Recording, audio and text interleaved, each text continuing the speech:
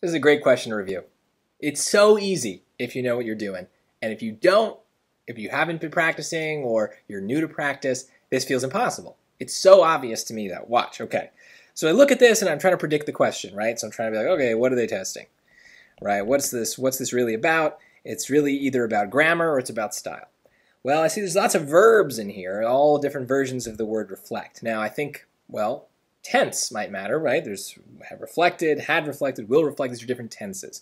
I should think about agreement first and think, okay, maybe this is about singular versus plural, but the only one that's really anything is singular, has. That's that. But the statue's form and posture echoed the proportions of classical Roman sculpture, but its expressiveness and level of detail has reflected Renaissance sensibilities. So there you go. Actually, that gets rid of this, because expressiveness and level of detail, that's plural. That's two things. So we need a plural, and so has is wrong.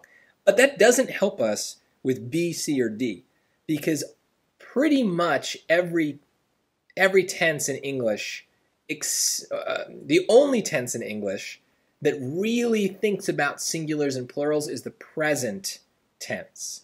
There are few little exceptions with words like was and were, has and have, but had does not, is it singular, plural, doesn't matter, will reflect, reflected, these things, it doesn't matter. Singular and plural will sound the same. You can test that out by coming up with a simple sentence.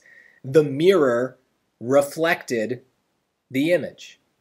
The mirrors reflected the image, right? It doesn't matter if it's one mirror or two mirrors, it's reflected either way.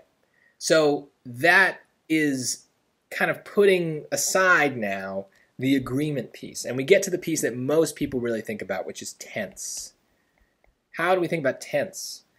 Well, the real question should be, how do we think about tense on the SAT? It is not a random thing.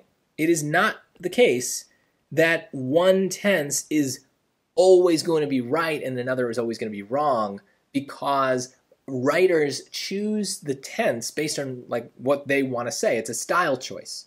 And so it's not always the case that one tense is correct and all the others are wrong.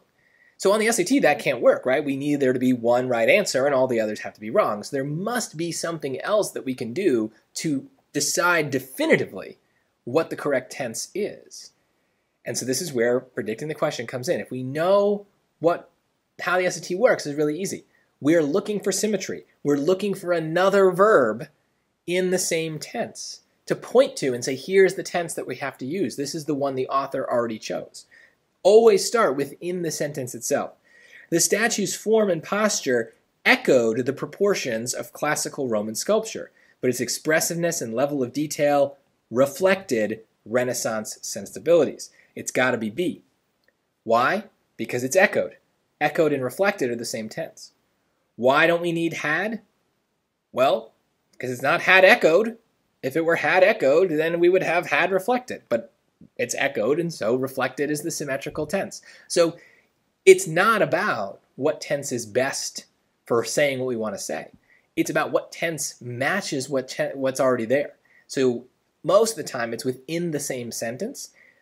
Occasionally, it's outside of it. So look around, see if there's some sort of repetition. You're looking for kind of like a pattern of some kind, a list of some kind. Usually, there is some rhythm to what's being said that allows you to say, here we go. Here's the pattern that the writer has chosen, so I have to complete the pattern. It's not about what sounds best. It can be, but it's mostly about finding the thing that the author or that the SAT has left for you. They've left you a clue. You got to know to find it. And if you come across one of these in the future, you'll be better at predicting the question, knowing that that's what you're supposed to do, and finding the right answer by proof.